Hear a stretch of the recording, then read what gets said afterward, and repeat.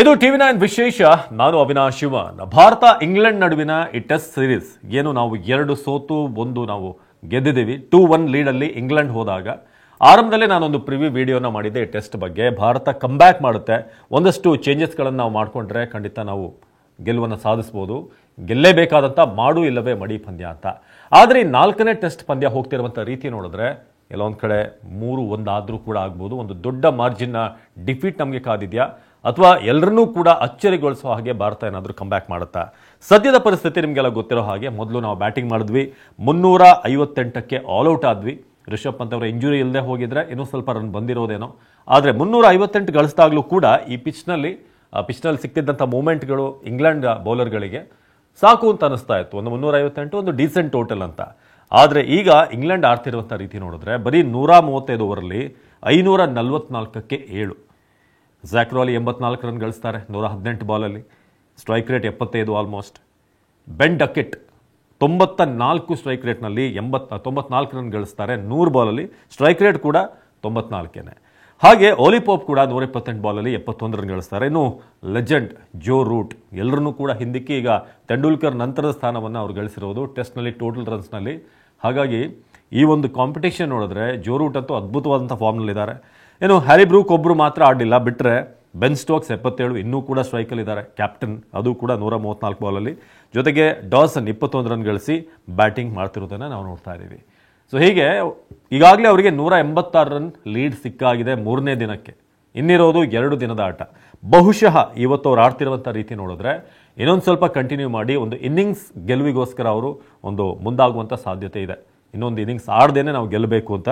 186 ಇವತ್ತು first session ಅವರು ಫಾಸ್ಟಾಗಿ ಆಡಿ ಒಂದು 250-300 ಲೀಡ್ ಮಾಡಿಕೊಂಡು ನಮಗೆ ಡಿಕ್ಲೇರ್ ಮಾಡಿದ್ರು ಕೂಡ ಅಚ್ಚರಿ ಇಲ್ಲ. ನಂತರ ಬಂದು ಬ್ಯಾಟಿಂಗ್ ಮಾಡೋದು ಅಷ್ಟು ಸುಲಭ ಇಲ್ಲ ಈ ಒಂದು ಪಿಚ್ನಲ್ಲಿ. ಸೊ ಓವರಾಲ್ ನಾವು ನೋಡಿದ್ರೆ 186. ನಮ್ಮ ಬೌಲಿಂಗ್ ಬಗ್ಗೆ ವಿಶೇಷವಾಗಿ ನಾವು ಮಾತಾಡಬೇಕು. 358 ರನ್ ಗಳಿಸಿದಾಗ ನನಗೆ ಪರ್ಸ್ನಲಿ ಒಂದು ವಿಶ್ವಾಸ ಇತ್ತು, ನಾವು ಬೌಲಿಂಗ್ನಲ್ಲಿ ಕಮ್ಬ್ಯಾಕ್ ಮಾಡ್ತೀವಿ.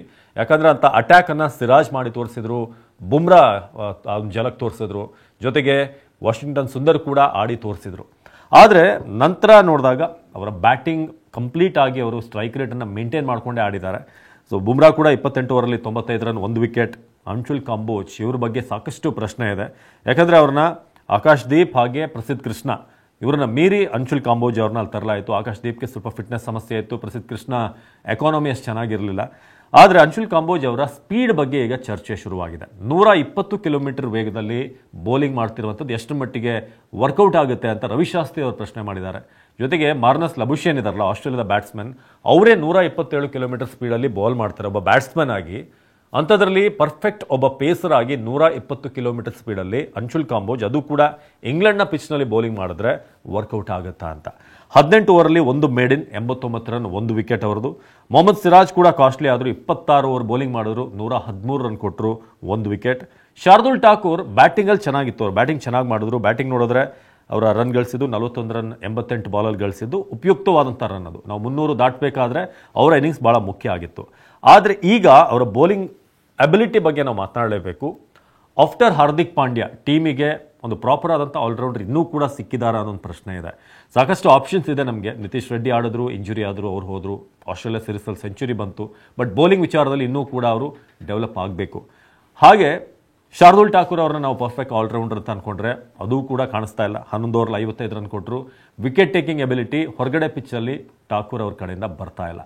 ಇನ್ನು ಶಿವಮ್ ದುಬೆ, ವೆಂಕಟೇಶ್ ಅಯ್ಯರ್ ಇಂಥ ಆಲ್ರೌಂಡರ್ಗಳನ್ನು ನಂಬ್ಕೊಳ್ಳೋಣ ಅಂತಂದರೆ ಇನ್ನೂ ಕೂಡ ಅವರು ಇಂಟರ್ನ್ಯಾಷನಲ್ ಸರ್ಕ್ಯೂಟ್ನಲ್ಲಿ ಟೆಸ್ಟ್ ಫಾರ್ಮ್ಯಾಟಲ್ಲಿ ಇನ್ನೂ ಅವ್ರನ್ನ ಟ್ರೈ ಮಾಡಿಲ್ಲ. ಹಾಗಾಗಿ ಕಪಿಲ್ ದೇವ್ ನಂತರ ನಾವು ಹೇಳೋದಾದರೆ, ಇನ್ನೂ ಸ್ವಲ್ಪ ಹಿಂದಕ್ಕೆ ಹೋಗೋದಾದರೆ, ಒಂದು ಪ್ರಾಪರ್ ಆಲ್ರೌಂಡರ್ ನಮಗೆ ಟೆಸ್ಟ್ ಫಾರ್ಮ್ಯಾಟಲ್ಲಿ ಇನ್ನೂ ಕೂಡ ಕಾಣಿಸ್ತಾ ಇಲ್ಲ. ಇದು ಭಾಳ ಸ್ಪಷ್ಟವಾಗಿ ಗೊತ್ತಾಗ್ತಾ ಇದೆ. ಸೊ ಅದಾದ ನಂತರ ಈಗ ಮುಂದೆ ಏನು 300 ಏನಾದರೂ ಫಾರ್ ಎಕ್ಸಾಂಪಲ್ ನಾವು ಹೇಳ್ತಿರೋದು 300 ಒಂದು ಲೀಡ್ ಜೊತೆಗೆ ಅವ್ರು ನಮಗೆ ಬ್ಯಾಟಿಂಗ್ಗೆ ಇಳಿಸಿದ್ರೆ ನಾವು ಅವ್ರಿಗೆ ಮಿನಿಮಮ್ ಎಷ್ಟು ಒಂದು 500 ಅದು ಕೊಡಬೇಕಾಗುತ್ತೆ. ಬಟ್ ಇರೋದು ಇನ್ನು 2 ದಿನ.